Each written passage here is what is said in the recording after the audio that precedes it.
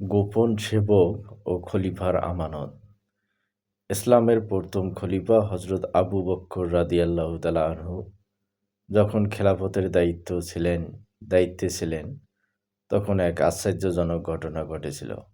হযরত উমর রাদিয়াল্লাহু তাআলা আনহু লক্ষ্য করলেন আবু বকর রাদিয়াল্লাহু তাআলা আনহু প্রতিদিন ফজরের নামাজের পর মদিনার এক প্রান্তের একটি জীর্ণ কুঁড়েঘরে যান। তিনি সেখানে কিছুক্ষণ অবস্থান করেন এবং তারপর ফিরে আসেন। উমর রাদিয়াল্লাহু তাআলা আনহু কৌতূহলী হলেন। তিনি ভাবলেন, ইসলামের খলিফা এই ভোরে একা এই ঘরে কি করেন?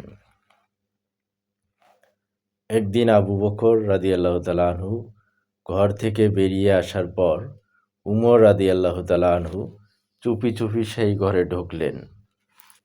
ভিতরে গিয়ে তিনি দেখলেন এক অন্ধ এবং পঙ্গু বৃদ্ধা একা বসে আছেন। ঘরটি বেশ পরিষ্কার পরিচ্ছন্ন। উমর রাদিয়াল্লাহু তাআলা আনহু বৃদ্ধাকে জিজ্ঞাসা করলেন, মা, এই যে একজন লোক আপনার কাছে আসে, তিনি এখানে কি করেন?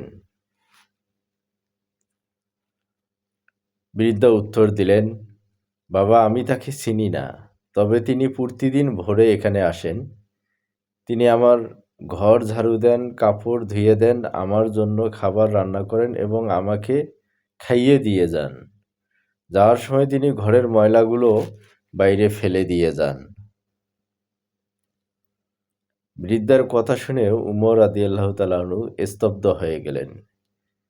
তিনি বৃদ্ধাকে আবার জিজ্ঞেস করলেন, আপনি কি জানেন না তিনি কে? বৃদ্ধা বললেন, না বাবা, আমি জানি না। তিনি কোনোদিন নিজের পরিচয় দেননি, শুধু পরম মমতায় সেবা করে চলে যান। উমর রাদিয়াল্লাহু তাআলা আনহু এর চোখে পানি চলে এলো। তিনি বুঝতে পারলেন, সারাদিন রাষ্ট্রের হাজারো ঝামেলা সামলানোর পরেও ইসলামের খলিফা আবু বকর রাদিয়াল্লাহু তাআলা আনহু রাতের শেষ ভাগে এসে এই অসহায় বৃদ্ধার সেবা করছেন, যা কেউ জানে না।